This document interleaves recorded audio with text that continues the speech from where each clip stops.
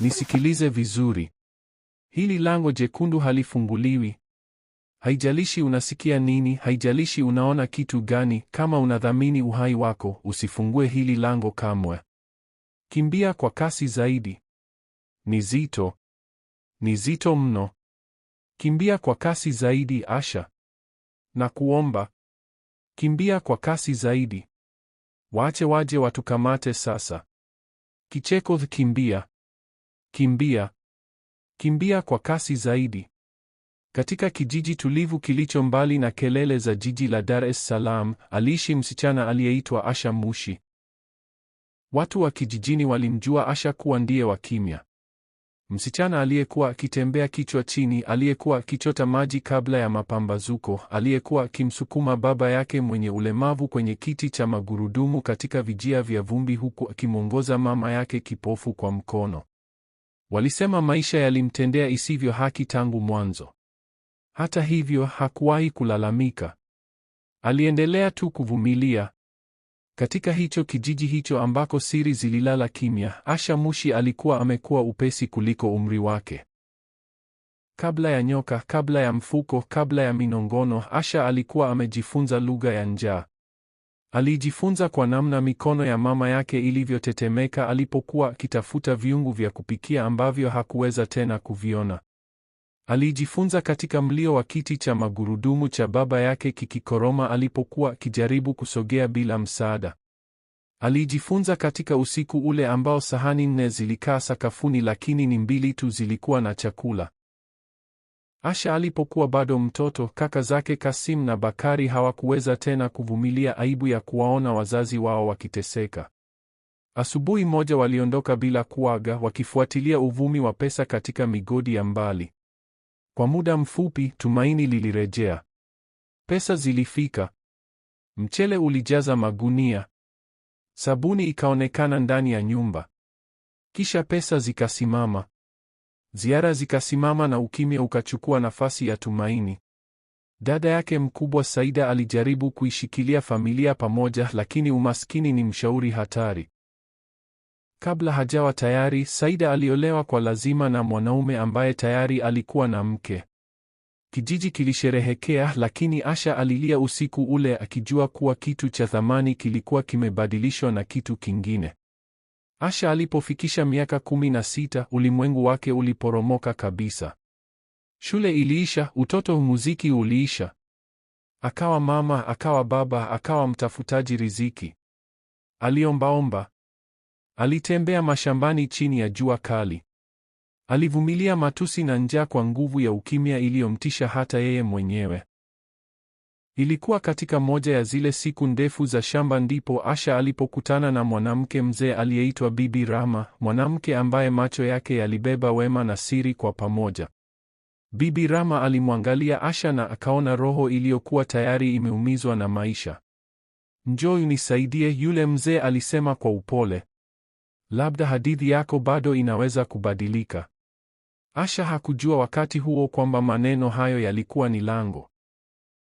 Na nyuma ya hilo lango lilingojea jiji, nyumba, vyumba ambavyo havikupaswa kufunguliwa kamwe, na hatima ambayo ingehitaji gharama ya kutisha. Safari ilikuwa imeanza na kusingekuwa na kurudi nyuma. Nyumba ya Bibi Rama ikawa mahali pa Asha pa kupumzika. Baada ya siku ndefu za kazi shambani, Asha angerudi huko kuosha vyombo, kufagia ua na kupika vyakula vya kawaida. Kwa kurudisha, Bibi Rama angemlisha na wakati mwingine muziki angemkandamizia noti chache mkononi mwake. Haikuwa mingi, lakini ilionekana kama wema, na wema ulikuwa kitu ambacho Asha alikuwa karibu amekisahau. Mwezi wa Desemba, vumbi lilipanda kwenye barabara ya kijiji gari lilipowasili. Binti ya Bibi Rama aliyeitwa Neema alikuwa amekuja kutoka jijini kwa sikukuu ya kuzaliwa kwa Yesu. Alivaa nguo nadhifu, alinukia manukato na alizungumza kwa kujiamini kuliko wafanya wasichana wa kijijini watazame kimya. Kwa Asha, Neema alionekana kama mafanikio yenyewe. Jioni hiyo, Bibi Rama alimuita Asha pembeni. "Mwanangu," alisema kwa sauti ya upole. "Hapa hakuna kilichobaki kwako. Jijini kuna kazi. Neema atakwenda nawe. Unaweza kufanya kazi ya mjakazi wa nyumbani na kuwasaidia wazazi wako. Moyo wa Asha ulidunda haraka. Aliogopa, lakini tumaini liliongea kwa sauti zaidi kuliko hofu. Baada ya sikukuu ya kuzaliwa kwa Yesu, aliwakumbatia wazazi wake kuaga, akiahidi kurudi na pesa na majibu. Mama yake kipofu alimbariki. Baba yake alimkaza mkono kwa nguvu kana kwamba anahisi hatari. Jiji lilimshtua Asha. Majengo marefu, watu wanaokimbizana, kelele, hakuna aliyejali mtu yeyote. Alikaa ndani ya nyumba ya neema, akilala sakafuni, akishukuru mwanzoni. Chakula kilikuwepo kwa wingi, nguo zilikuwa safi. Lakini miezi ikapita, Neema hakumtafutia kazi. Polepole Asha alitambua ukweli. Hakuwa mgeni. Alikuwa mjakazi. Alipika, alisafisha, alifua na alifanya kazi kuanzia asubuhi hadi usiku. Neema alienda kazini na kurudi na pesa. Asha hakupata chochote, hakuna malipo, hakuna uhuru. Kila mara watu walipokuja kutafuta wajakazi, Neema aliwafukuza. Hawatakulipa, angesema. Kaa hapa. Usiku Asha alilia kimya, akiwawaza wazazi wake. Miezi 5 ilikuwa imepita na hakuwa ametuma chochote nyumbani. Hapo ndipo Asha alifanya uamuzi. Kama jiji halingempa huruma, angejitafutia kuishi yeye mwenyewe. Na hivyo, bila kumwambia mtu yeyote, alianza kubisha milango, nyumba moja baada ya nyingine. Hakujua kwamba kibisho kimoja kingebadilisha maisha yake milele. Asha alianza utafutaji wake wa siri alfajiri. Kila asubuhi baada ya Neema kuondoka kwenda kazini, Asha angejifunga ushungi kichwani kwa nguvu na kutoka mtaani akiwa na moyo wa woga. Alienda lango hadi lango, akibisha kwa upole, sauti yake ikitetemeka alipouliza swali lile lile tena na tena. Tafadhali bibi, mnatafuta mjakazi wa nyumbani? Milango mingi ilifungwa usoni mwake. Baadhi ya wanawake walimtazama kwa mashaka. Wengine waliahidi kupiga simu na hawakufanya.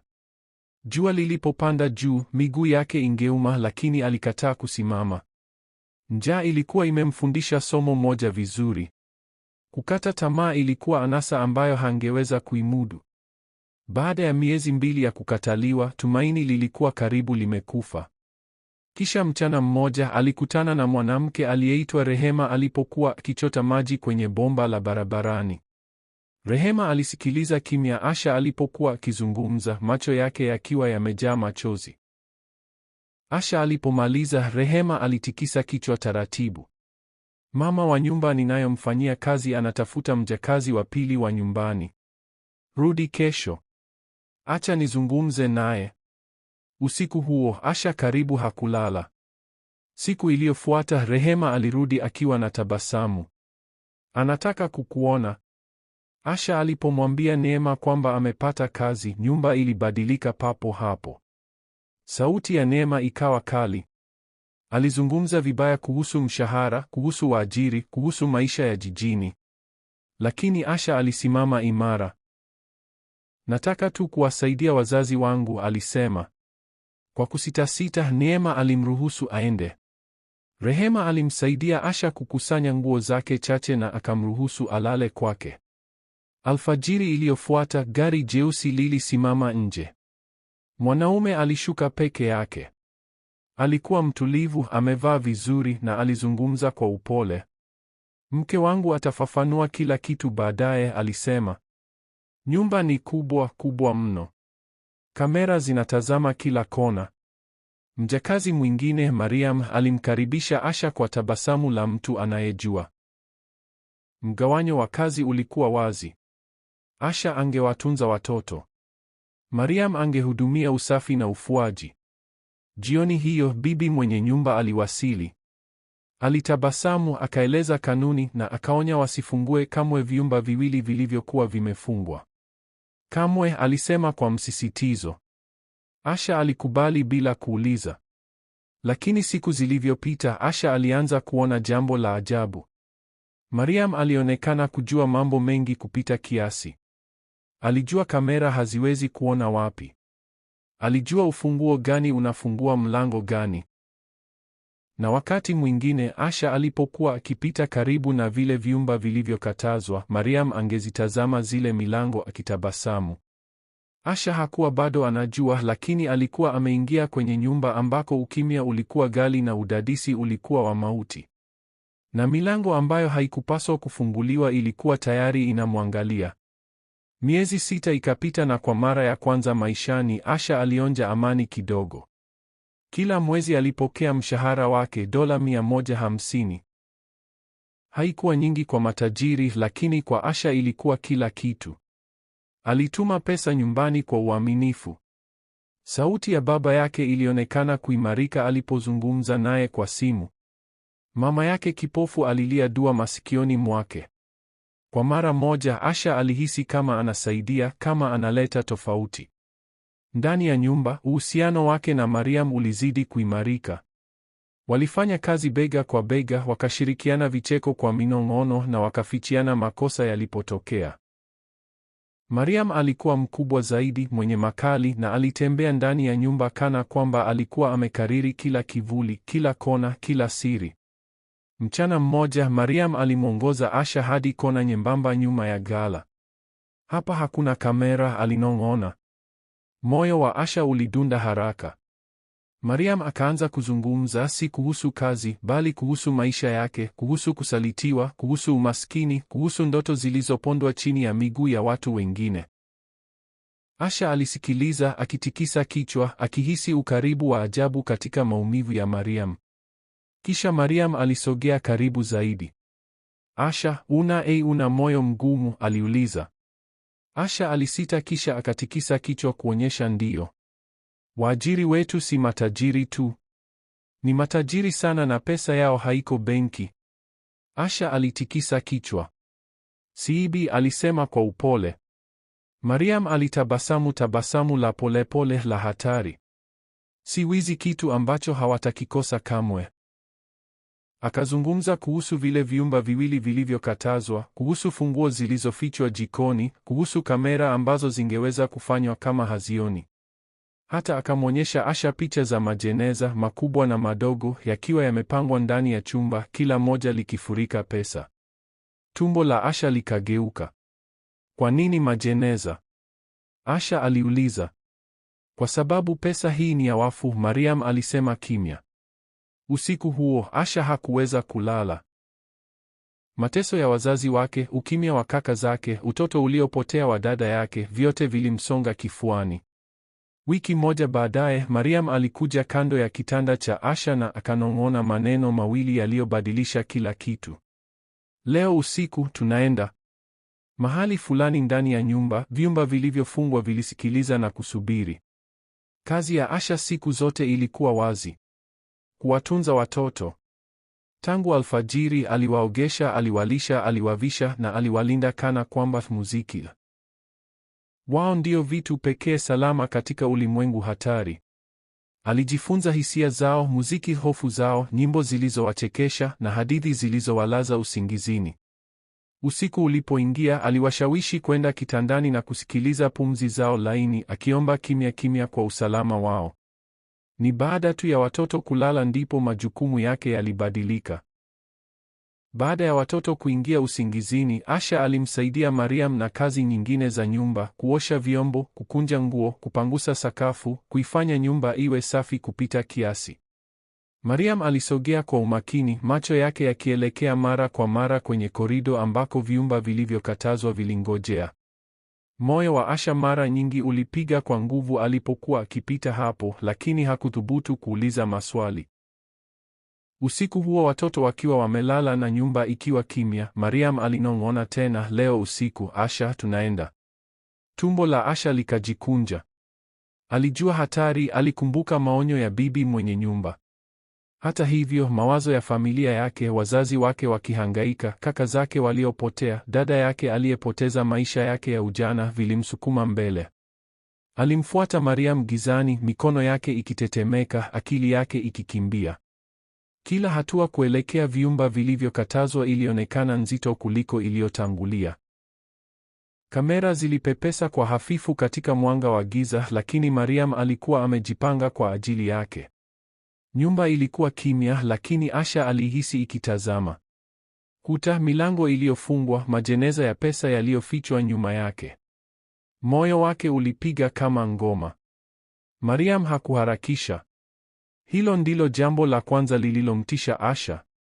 Wakati moyo wa Asha ulikuwa unakimbia, Mariam alitembea kwa utulivu kana kwamba usiku huu ulikuwa umefanyiwa mazoezi mara nyingi akilini mwake. Alimvuta Asha kwa upole hadi jikoni na akaufunga mlango taratibu. Sikiliza kwa makini, Mariam alinong'ona. Kila kitu lazima kitokee sawa sawa na ninavyosema.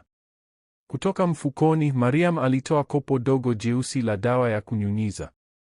Lilionekana la kawaida kama manukato au dawa ya wadudu. Asha alilitazama akiwa hajui. Hivi ndivyo tunavyonyamazisha macho, Mariam alisema. Akaeleza kwamba nyumba ilijaa kamera zinazotazama, kurekodi, kukumbuka. Lakini dawa hiyo, ikiachiliwa kwa upole hewani karibu na lenzi ya kamera, ingetia ukungu picha kwa saa nyingi. Isingevunja kamera. Isingewasha kengele. Ingefanya tu kila kitu kisionekane wazi, kama ukungu juu ya kioo.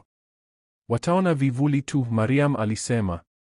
Hakuna sura, hakuna uthibitisho. Koo la Asha likakauka. Kisha Mariam akafungua draw moja ya jikoni na akatoa funguo nyingi kubwa zilizofungwa pamoja kwa pete nene. Sauti ya metali kugongana ilionekana kubwa mno katika nyumba iliyokuwa kimya. Asha akashtuka. Nimezijaribu kabla, Mariam aliendelea kwa utulivu.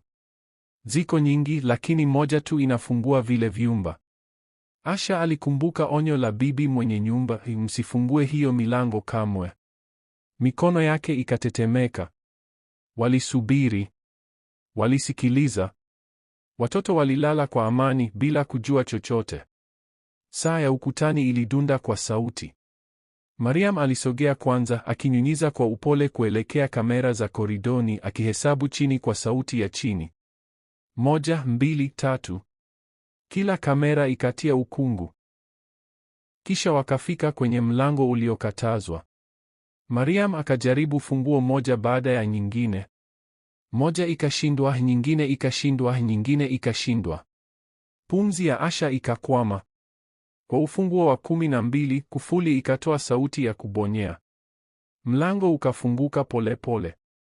Hewa baridi ikatoka kwa ghafla, ikibeba harufu ya ajabu, ya zamani, nzito, isiyo na uhai. Ndani, yakiwa yamepangwa kwa ustadi, kulikuwa na majeneza. Makubwa, madogo, yote hayakuwa yamefungwa, yote yakiwa yamejaa pesa. Magoti ya Asha yakataka kulegea. Huu haukuwa tena mpango. Huu ulikuwa ni kuvuka mpaka, na mara tu unapovuka hakuna kurudi nyuma. Asha alikodolea macho kile chumba, akaganda. Kilikuwa kama vile Mariam alivyoahidi, na hata hivyo hakuna kitu kingeweza kumwandaa kwa alichokiona. Majeneza yaliyopangwa kwa ustadi kuanzia sakafuni hadi kwenye dari yalijaza chumba chenye mwanga hafifu. Harufu ya mbao za zamani na kitu kizito zaidi, cha giza zaidi, iliingia puani mwake. Alimeza mate kwa nguvu, akijaribu kutuliza mikono yake iliyokuwa ikitetemeka. Chukua taratibu, Mariam alinong'ona. Sauti yake ilikuwa tulivu, lakini macho yake yalimetameta kwa shauku. Tunachukua jeneza moja dogo tu. Sio nyingi. Bado. Moja tu. Hatua kwa hatua. Asha akatikisa kichwa. Moyo wake ulipiga kwa sauti kubwa kiasi kwamba aliogopa watoto wangeisikia kwa namna fulani kupitia kuta. Kila mshipa mwilini mwake ulipiga kelele akimbie. Lakini akili yake ilimlazimisha kuzingatia. Familia yake, wazazi wake, kafara zote alizovumilia. Huu ulikuwa nafasi ya kubadilisha kila kitu. Mariam akampa jeneza dogo. Lilikuwa zito ajabu, lakini halikuwa haliwezekani. Asha alilishika kwa mikono yote miwili, akihisi uzito wake ukikaa hadi kwenye mifupa yake. Nifuate, Mariam alisema. Walitembea kwa uangalifu kupitia korido, wakiepuka mbao zinazopiga miungurumo, wakiepuka maeneo ambayo kamera zilikuwa zimetia ukungu. Kila hatua ilikuwa imepimwa, kila pumzi ilidhibitiwa. Walipotoka nje ya chumba, nyumba ilionekana kimya zaidi. Mwanga wa mwezi ulimwagika kupitia madirisha, ukitupa vivuli virefu vya kutisha kwenye sakafu zilizong'arishwa. Asha aliweka macho chini, lakini aliweza kuhisi nyumba ikiwatazama. Kuta, milango, kamera ambazo bado zilikuwa zinapepea kwa hafifu kwa mbali. Walifika kwenye mlango mkuu. Mariam akaashiria, sasa tunalipeleke kimya kimya hadi barabarani. Hatuwezi kukimbia. Kama mtu atatuona, tumeisha. Kosa moja tu na imekwisha. Walitoka nje usiku. Hewa ilikuwa baridi zaidi hapa, kali zaidi, na jeneza lilionekana zito zaidi. Hata hivyo, kwa kila hatua ya uangalifu, tumaini lilianza kuchanganyika na hofu. Asha aliwaza nyuso za wazazi wake, mikono yao ikimfikia, tabasamu zao ambazo zilikuwa adimu sana. Walitembea kwa saa nyingi, wakibadili njia, wakijificha kwenye vivuli hadi walipokuta kichaka cha faragani. Hapa kukoroma kwa pua walipumzika, wakaliweka jeneza chini. Hatua ya kwanza ilikuwa imekamilika. Asha akamgeukia Mariam. Tumepona hatua hii ya kwanza. Tutapona inayofuata. Lakini kumbuka, huu ni mwanzo tu. Nyumba, pesa haitatusamehe. Asha alitazama lile jeneza. Mtetemeko ukapita mgongoni mwake.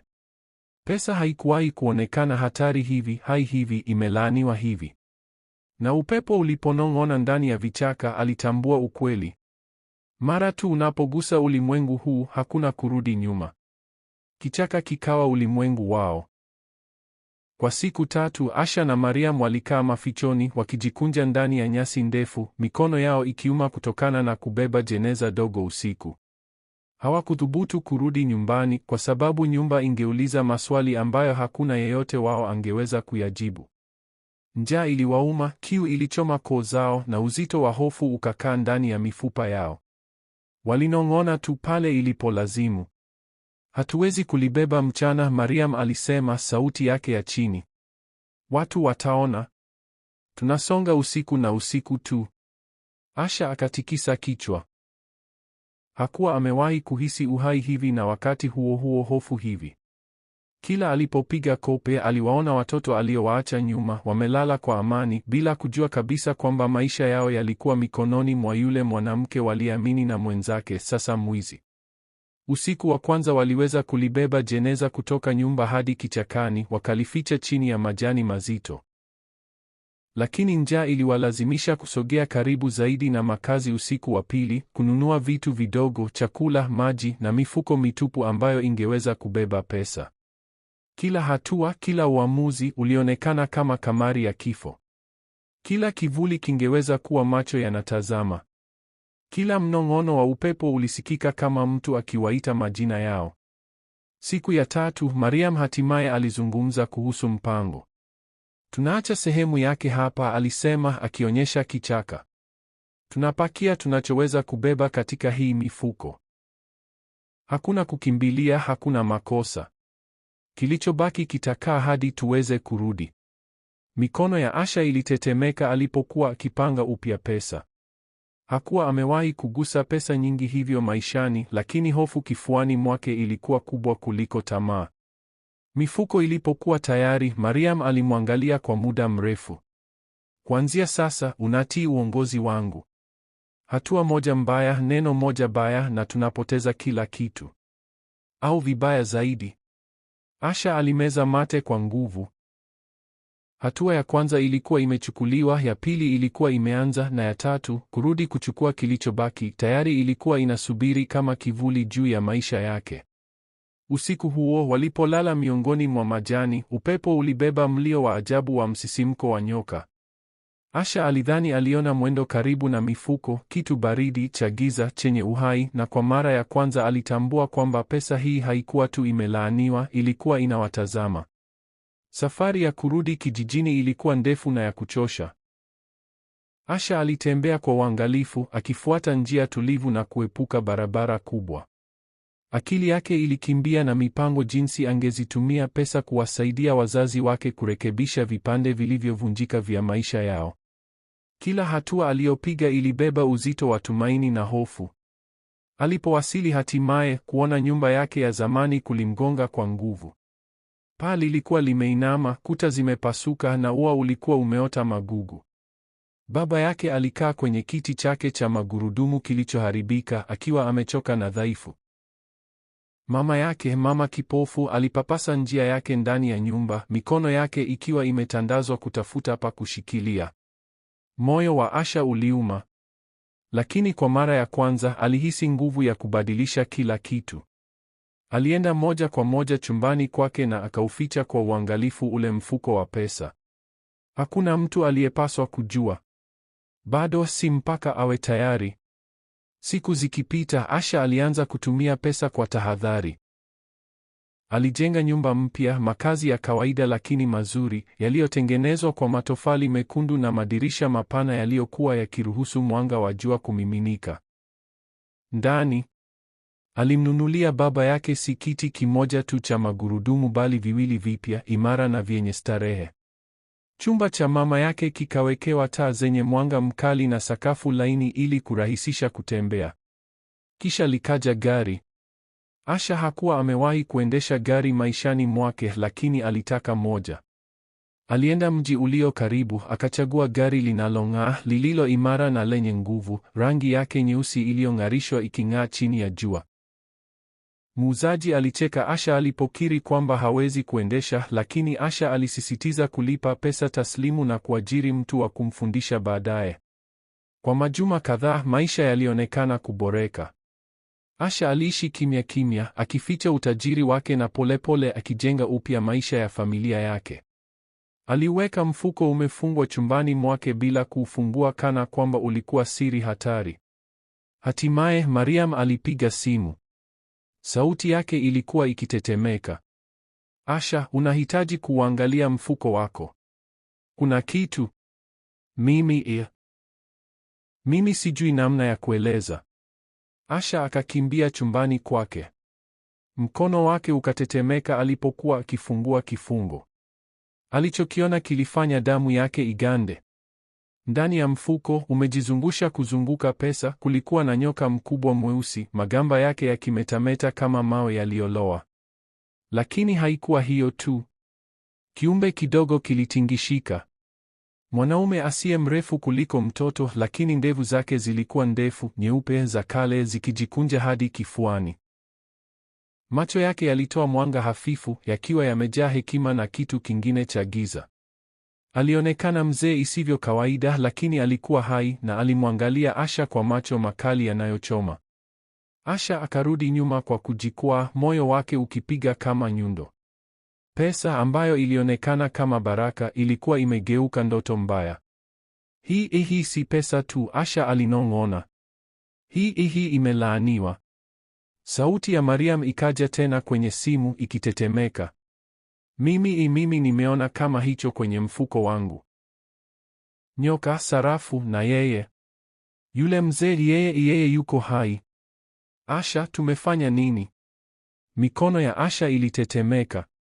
Utajiri uliokuwa umeijenga nyumba yake na kuipa familia yake tumaini ulikuwa umeamsha kitu ambacho hakuweza kukielewa. Kitu hatari, kitu ambacho kingedai bei kubwa zaidi kuliko alivyowahi kuwaza. Na ndani kabisa alijua maisha yake yalikuwa yameingia sura yake yenye giza zaidi bado. Hofu ikawafukuza Asha na Mariam kutoka kwenye makazi yao.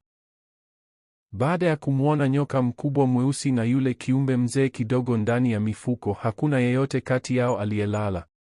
Mifuko ilibaki imefungwa bila kuguswa, ikikaa ndani ya nyumba zao kama vitu vyenye uhai. Kila sauti usiku iliwafanya mioyo yao iruke. Kila kivuli kilionekana kama mtazamaji. Walikubaliana juu ya jambo moja. Walihitaji msaada. Waliamua kuwatafuta waganga wa jadi, wanaume wanaojulikana kushughulika na mambo yaliyo nje ya kawaida. Lakini hofu ilifunga vinywa vyao. Walikubaliana kutoeleza chochote isipokuwa waulizwe moja kwa moja. Mganga wa kwanza hakuwaruhusu hata kuzungumza. Mara walipoingia kwenye boma lake, alisimama kwa ghafla, akawapungia mkono, akapiga kelele, ondokeni! Tokeni hapa! Mmebeba giza zito! Wakakimbia. Mganga wa pili alikuwa tofauti. Alikuwa mtulivu, amekaa kwenye kigoda cha mbao, macho yake yakiwa yamefunjika nusu. Mara Asha na Mariam waliposimama mbele yake, alinyanyua kichwa na kuwaelekezea kidole moja kwa moja. Ninyi pia, alisema kwa utulivu. Ninyi ni watu wa kafara. Magoti ya Asha yakalegea. Hapana, akalia. Sisi si watu wa kafara. Sisi ni wajakazi wa nyumbani tu. Mwanaume hakupandisha sauti. Ninyi ni watu wa kafara, akarudia. Kitu katika sauti yake kiliwavunja. Machozi yakamwagika walipoanza kuzungumza. Walimweleza kila kitu, kuanzia kufanya kazi ya ujakazi hadi vyumba vilivyokatazwa, majeneza yaliyojaa pesa, kutoroka kwao na mambo ya kutisha waliokuja kuyaona baadaye ndani ya mifuko. Walipomaliza, mganga akavuta pumzi ndefu. Pesa mliotoa, alisema, ilikuwa pesa. Ilikuwa imelindwa. Haikupaswa kuguswa. Kwa kuiba lile jeneza la pesa, mmevuka katika agano hatari. Asha akatetemeka. Tufanye nini? Macho ya mganga yakawa baridi. Lazima mrudishe. Lazima muubebe huo mfuko, murudishe kwa mwenyewe na muombe msamaha. Mpaka hapo, kifo kitakuwa kinatembea nyuma yenu. Ukimya ukawameza. Walipotoka, ukweli mmoja uliwaka mioyoni mwao. Walichokichukua hakikuwa utajiri. Kilikuwa janga. Njia ya kurudi nyumbani ilikuwa ndefu na ya kimya. Vumbi lilipaa chini ya miguu ya Asha na Mariam walipokuwa wakiondoka kwenye boma la mganga. Maneno yake bado yalikuwa yakigonga masikioni mwao. Kwa kila hatua, Asha alihisi kana kwamba kitu kisichoonekana kilikuwa kinawafuata. Lazima turudishe pesa, Asha alisema ghafla, sauti yake ikitetemeka. Lazima turudishe mfuko leo. Mariam akasimama. Tuirudishe wapi? Vipi? Tayari tumetumia pesa. Tulikuwa tunafurahia. Unajua kiasi gani kimeisha tayari? Asha akamgeukia, hofu ikijaa machoni. Alisema familia zetu zitakufa. Alisema kifo kitatuandama. Mariam akaangalia pembeni. Moyo wake ulikuwa mgumu, lakini akasema, acha tusubiri siku chache tu. Labda vile vitu vitatoweka. Labda ilikuwa hofu. Tutaangalia mifuko tena. Asha akatikisa kichwa. Ninaogopa, Mariam. Ninaogopa sana. Walipofika mahali ambapo njia zao zilitengana, Mariam akageuka kuelekea nyumbani kwake bila neno. Asha akarudi nyumbani peke yake, moyo wake ukipiga haraka.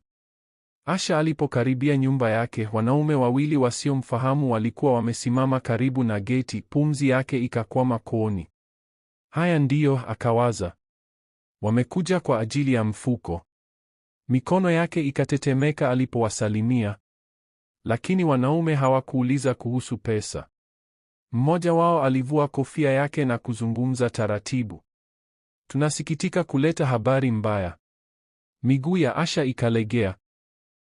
Kaka zako wawili, wale waliokuwa wakifanya kazi mgodini, kulitokea maporomoko. Ulimwengu ukawa kimya. Hawakutoka. Asha akapiga yowe. Akaanguka chini, vilio vyake vikichana hewa. Maneno ya mganga yakamrudia kama radi. Kifo kitakuwa kinatembea nyuma yenu. Usiku huo, machozi yalipolowesha mto wake, Asha aliuelewa ukweli. Laana haikusubiri. Ilikuwa imewasili. Usiku huo, Asha hakulala. Nyumba yake ilijaa maombolezo. Vilio vya kuomboleza kaka zake wawili viliendelea kugonga masikioni mwake hata baada ya taa kuzimwa. Kwa mikono inayotetemeka alimwapigia Mariam simu. Mariam alilia kwa kwikwi, wamekwenda. Kaka zangu wawili, mgodi umeanguka. Wamekufa. Kulikuwa na ukimya kwenye simu. Kisha kilio cha Mariam kikapasua ukimya. Mama yangu, Mariam alisema katikati ya machozi. Alianguka kisimani jioni hii. Alikufa kabla mtu yeyote hajamvuta. Kwa muda mrefu hakuna yeyote aliyesema. Kisha Asha akanong'ona, nimeamua. Kesho naurudisha mfuko, haijalishi nini kitatokea. Mariam akavuta pumzi kwa nguvu. Ndiyo, alisema. Tutarudisha pamoja. Alfajiri iliyofuata, Asha alienda chumbani ambako mfuko ulihifadhiwa. Moyo wake ukaganda. Mfuko ulionekana mkubwa zaidi, mpana zaidi, mzito zaidi, kana kwamba ulikuwa umekuwa usiku. Aliushika kwa mikono yote miwili na akauvuta kwa nguvu zake zote. Mfuko haukusogea hata kidogo. Hofu ikamkamata. Alijaribu tena. Hakuna. Wakati huo huo, Mariam alikuwa nyumbani kwake akiuangalia mfuko wake kwa hofu. Nao ulikuwa umekuwa. Alivuta, alisukuma, mfuko ukakataa. Wote wawili wakakimbia nje kutafuta msaada. Asha akapata wanaume 5 wenye nguvu. Mariam naye akafanya hivyo. Wanaume wakauzunguka mfuko, wakaukamata kwa nguvu, misuli ikikaza, nyuso zikawa nyekundu. Bado mifuko ilibaki imeganda ardhini. Ilikuwa kana kwamba ardhi yenyewe iliishikilia. Wakapigiana simu, sauti zao zikivunjika. Mfuko haufufuki, Asha alilia. Wangu pia, Mariam akajibu. Unakataa. Kukata tamaa kukawasukuma mahali pa mwisho, kanisani. Wakaenda na watu wa kanisa majumbani kwao. Maombi yakapigwa kwa sauti, mikono ikawekwa juu, maji ya baraka yakanyunyizwa tena na tena, lakini mifuko haikusogea. Maombi yakamalizika kwa ukimya. Watu wa kanisa walipoondoka wakitikisa vichwa, ukweli mmoja ukasimama mbele ya Asha na Mariam. Mifuko haikuwa yao tena, na chochote kilichokuwa kinaishi ndani hakikuwa tayari kuwaacha waende. Kifo cha pili kilikuja kama kisu moyoni mwa Asha. Dada yake mkubwa aliuawa na mume wake mwenyewe. Hakukuwa na onyo, hakukuwa na ugonjwa, hakukuwa na hadithi ndefu. Asubuhi moja kijiji kiliamka kwa vilio. Dada yake alipatikana hana uhai ndani ya nyumba yake ya ndoa. Watu walisema kulikuwa na ugomvi. Wengine walisema wivu. Wengine walinong'ona kuhusu hasira na usaliti. Lakini Asha hakuwasikiliza watu. Alijua hiki hakikuwa kifo cha kawaida. Hii ilikuwa laana. Alikuwa tayari amepoteza kaka wawili. Hao kaka wawili waliokwenda kufanya kazi mgodini hawakurudi. Mgodi ulianguka walipokuwa ndani.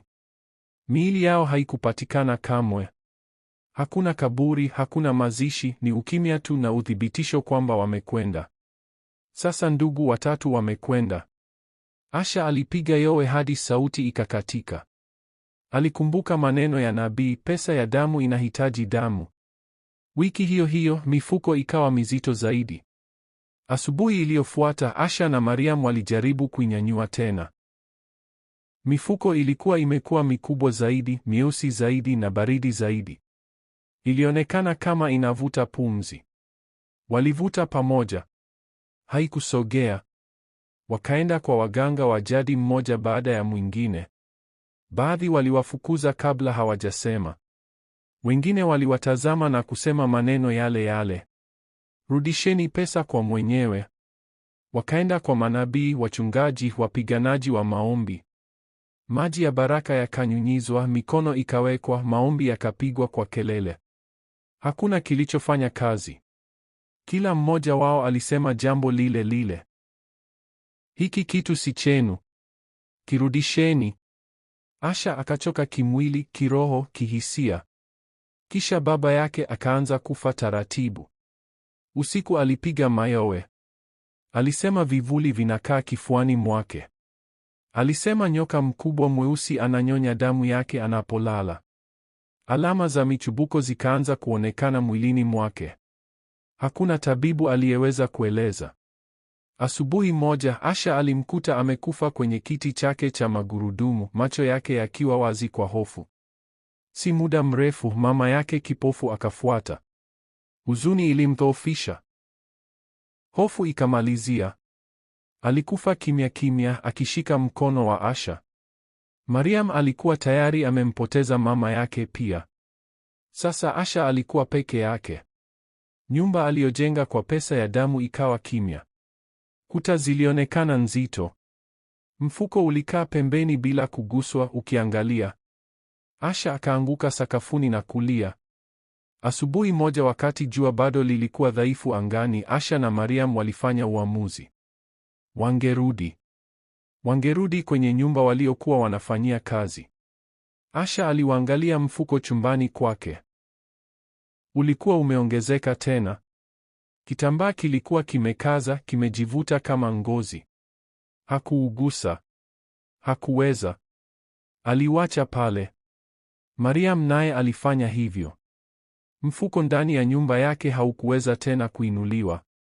Ulikaa sakafuni kana kwamba ulikuwa na mizizi. Waliacha nyumba zao tupu na wakatembea pamoja. Mioyo yao mizito, hatua zao polepole.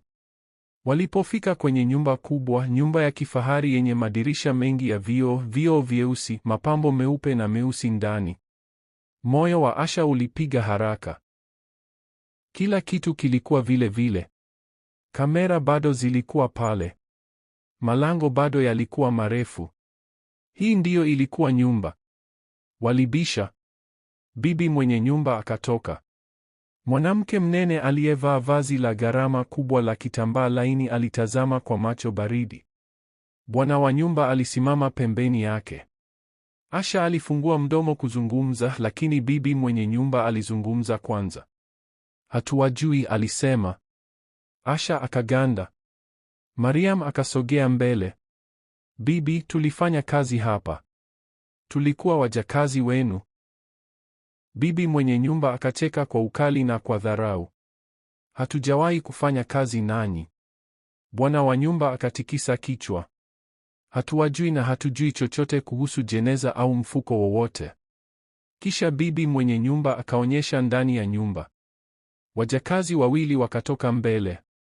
Hawa ndio wajakazi wetu, bibi mwenye nyumba alisema. Hatuwajui. Msije hapa tena. Lango likapigwa na kufungwa. Asha na Mariam wakasimama hapo wakiwa wamechanganyikiwa, wakitetemeka, akili zao zikizunguka. Waliijua hii nyumba. Waliwajua hawa watu. Lakini watu hao walikuwa wamewafuta. Wakaondoka wakilia.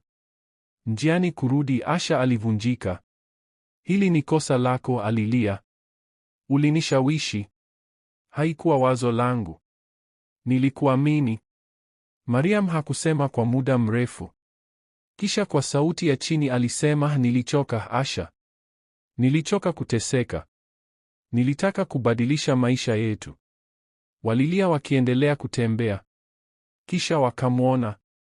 Mwanamke mzee alisimama pembeni ya barabara, ameinama kwa uzee, akihangaika kubeba mtungi mzito wa udongo uliojaa maji.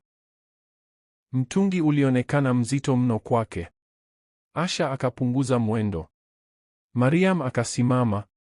Mwanamke mzee aliinua kichwa na kuwatazama. Mwanamke mzee alikuwa anahangaika.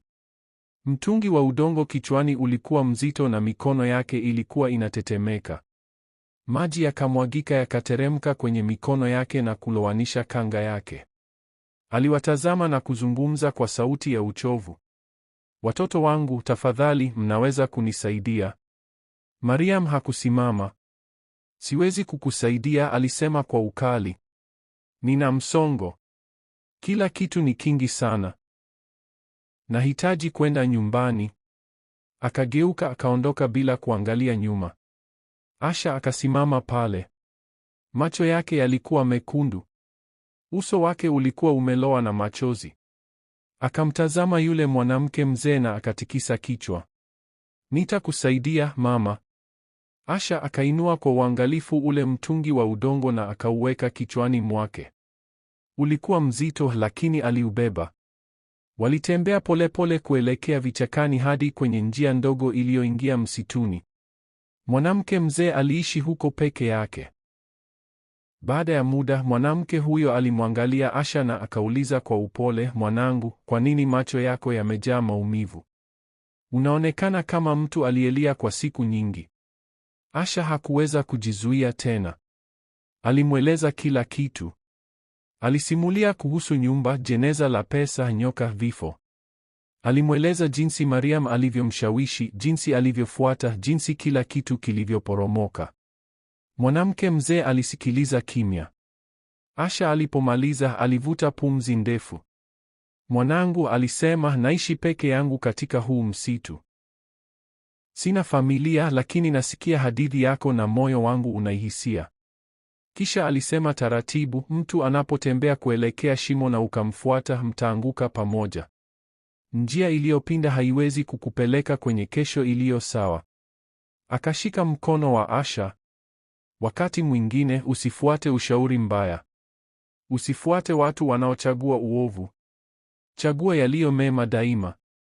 Usiibe. Hata njaa ni bora kuliko pesa ya damu. Maneno yake yalikuwa laini, lakini yaliingia moyoni mwake. Machozi yakadondoka tena, lakini safari hii yalikuwa tofauti. Mwanamke mzee akamuuliza, nikuandalie chakula mwanangu? Asha akatikisa kichwa. Hapana mama. Asante.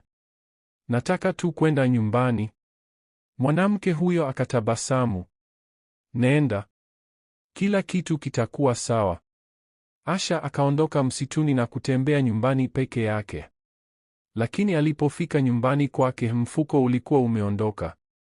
Asha akatafuta kila mahali. Akaangalia chini ya kitanda, nyuma ya mlango, ndani ya kabati, nje ya nyumba. Mfuko ulikuwa haupo. Mikono yake ikatetemeka alipokaa sakafuni. Moyo wake ulikuwa ukipiga haraka. Akachukua simu yake na kumpigia Mariam. Mariam, mfuko haupo hapa, Asha alisema. Nimetafuta kila mahali. Umeondoka. Kulikuwa na ukimya kwenye simu. Kisha Mariam akasema, mfuko wangu bado upo hapa, alisema taratibu. Na Asha ni mkubwa. Mkubwa sana. Asha akahisi kuchanganyikiwa. Sielewi, alinong'ona. Mariam alisita, kisha akasema, labda ni yule mama uliyemsaidia. Labda ndiye sababu mfuko wako umeondoka. Tafadhali niruhusu niende nawe. Nataka kuomba msamaha kwa kutomsaidia. Wakarudi msituni pamoja. Walitafuta. Hakukuwa na nyumba, hakukuwa na njia, hakukuwa na mwanamke mzee, kulikuwa na miti tu, msitu mzito, ukimya. Asha alisema, nilihisi baridi. Hapa, Mariam alinong'ona, ni kama hakuna mtu aliyewahi kuishi hapa. Walisimama pale wakiwa wamechanganyikiwa na kuogopa. Mariam akarudi nyumbani peke yake. Lakini mfuko haukuwa tena wa kawaida. Uliongezeka kila siku. Watu wakaanza kuzungumza. Mfuko umewekwa uchawi, walinong'ona. Mambo ya ajabu yanatokea, wengine walisema. Mariam alilia usiku na mchana. Hakuweza kuusogeza mfuko. Hakuweza kuuficha. Hakuweza kuukimbia.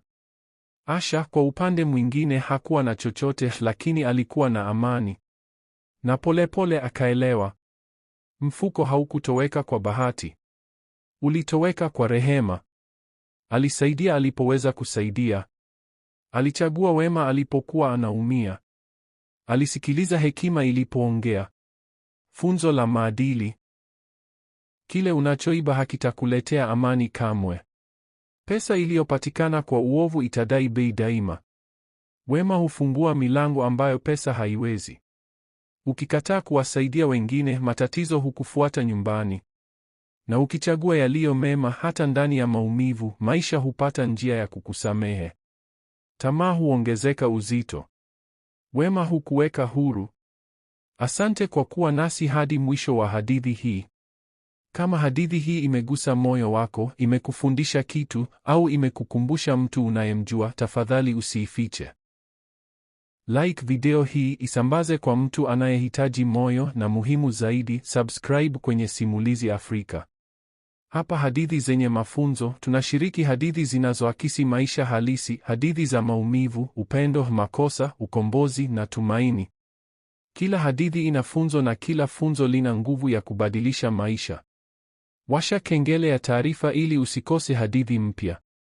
Msaada wako unatupa nguvu ya kuendelea kusimulia hadithi zenye maana. Mpaka wakati ujao, hii ni Simulizi Afrika, ambako kila hadithi ina funzo na kila funzo hugusa roho.